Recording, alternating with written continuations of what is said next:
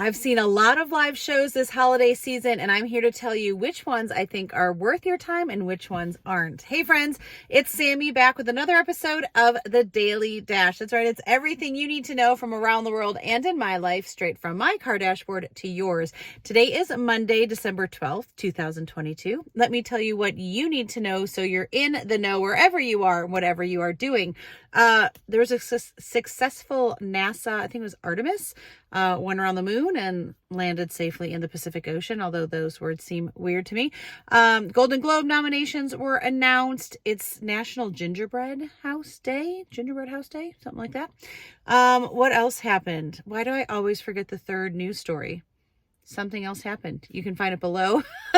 You can find me at the Sammy Cone. Oh, the semifinalists for the World Cup are now in place. I think it's France and Morocco, Portugal. Like everyone that should be in it is out. Portugal is out.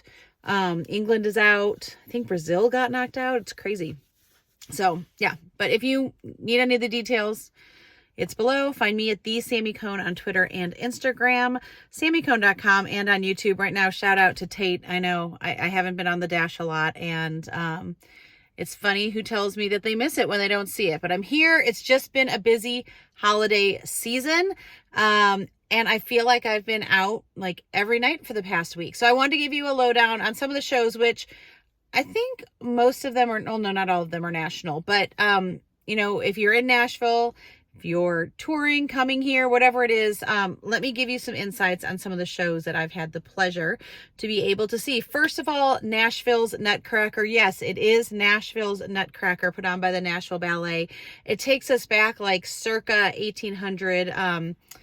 I don't want to say the World's Fair. That doesn't sound right, but it does, like it shows Centennial Park, and it brings a nod to Nashville in it, which I love so much. Now, that being said, I had mixed emotions because it's become such a true holiday tradition for us. Did not see it with my kids this year, which tugged on my heartstrings. And I'm not going to lie, I started crying as soon as the second act happened because Karis was a garden fairy for years, which opens the second act. And she's a freshman in college now. And so there was just so many emotions seeing all the kids there with their families, knowing how many youth cast parents were there. Clara, and I told this to my friend at the Nashville Ballet, there's always a very competent dancer in Clara, and there are different youth casts for different nights. So you're not going to see the same youth cast every performance. But Clara, in the performance we saw on Friday night, wasn't just competent. She really embodied the role, which I think they're usually around like a 12-year-old girl, is so hard. I mean, you're really carrying a lot of that storyline. So she did a beautiful job. I'm sorry I don't know your name, but you did lovely. And there are a couple other small changes, which again, very well done. But for when I feel like I know everything that's going to happen when it happens, I'm like, oh, wasn't expecting that. So always good. A little bit of a culture shock is what we said. Just not literally, but just when, you think you know what's happening and then there's a little change. So that was lovely. I highly recommend going to see Nashville Ballet's Nashville Nutcracker at TPAC. What else did I see? Saw Pentatonix last night, their Christmas tour. Holy moly. Okay, I literally audibly said before they came out, like, we're at Bridgestone Arena. This is where the Nashville Predators play. We were just there for the cocktails and candy canes things that I showed. That if you didn't see that, I did a reel on that. Saw Marcus King perform at that, who's this new country artist that is a crazy guitar player. Crazy good. So we're there. I'm like, how are 5 people without a band going to fill the stage? Like, seriously, one of the best live shows I've seen. First of all, huge bang for your buck. I mean, they sang Girl Named Tom, who won The Voice season 21, was their opener. They sang for about 30, 40 minutes, started on time, might I add. Then there was a break. Pentatonix sang a collective at least 2 hours, if not more, sang for like an hour and a half, 15-minute break, intermission, then came back and sang for like another 30, 40 some minutes, and then did a 2-song encore. And the lighting was amazing. They were so real. I mean, so talented, crazy good. Well worth your time, and like, so good. It's like church up in there sometimes. Like, they were singing, oh my gosh, it was just so good. They did do joyful Lord. No, what's the like Sister Act 2, like Lauryn Hill, joyful Lord, we adore thee. Yeah, I don't know, sorry, but they even did like the dance like that the kids do after they take their robes off, and like I just want to be a back. They did have 2 backup dancers for some of the Pentatonix songs. I'm going to audition for that next year. Pentatonix, if you're watching, I can do it. Okay. What else? Okay. Grand Ole Opry. I just had to put this out there. We were at the Grand Ole Opry recently. I don't care if you don't like country music. You have to go to the Grand Ole Opry. And if you've been to the Grand Ole Opry, you need to go again because every show is different. Literally, there's like 7 to 9 acts each night. I want to say 6 to 9, 3 songs each. So even if you don't like something, it's moving. Like they're going to move on. But it's such a great mix of like old country, new country, gospel, Americana, bluegrass, Christian. Like there's just, you never know who's going to be on there. We saw the War and Treaty, literally brought the house down, multiple standing ovations. This husband, wife, they were just on CMA's A Country Christmas. Is that right? Whatever the CMA Christmas special was a few nights ago.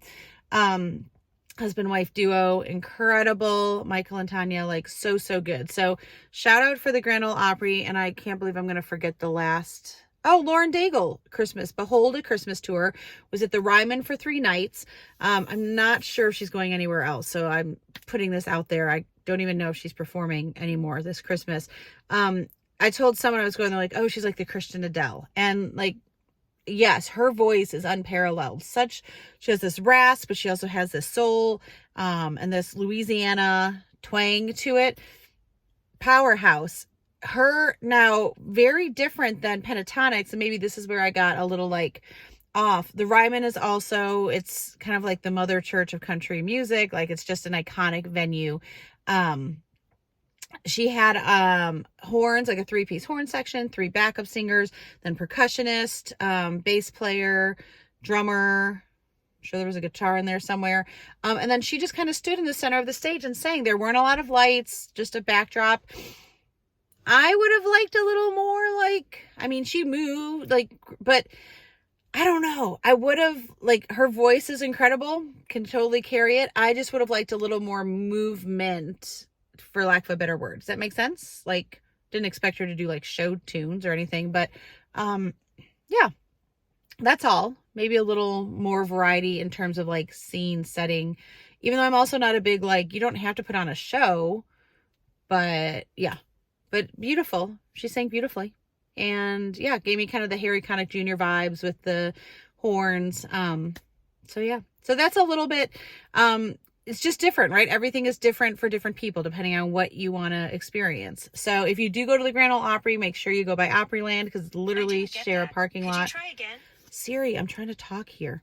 So yeah, I'm going to see Avatar: The Way of Water tonight. Full disclosure, I don't love Avatar. I feel like I need to see it because I know people are going to ask, and I'm part of the Music City Film Critics Association, so that's kind of my job to go see these things. We'll see. I will let you know tomorrow what I think of that. But yeah, I want to pray passion. Kind of the word that I had today was passion. And in talking with teenagers, went to lunch at my son's school, my daughter's home. I know we often tell people, find your passion, and that can feel overwhelming and burdensome. And so even if you're like, I don't know what I'm passionate about, I can't find my passion, I just pray that you take a step forward purposefully today. So maybe don't think of like, I need to discover my passion. Just don't stay stagnant. Take a step forward. I feel a little bit like Ron Burgundy of like, what do I do with my hands? Still trying out for Pentatonix. Okay, friends. Pray you have a great day. Make sure you make it great, and do not wait to tell someone you love how you feel about them. Bye, friends.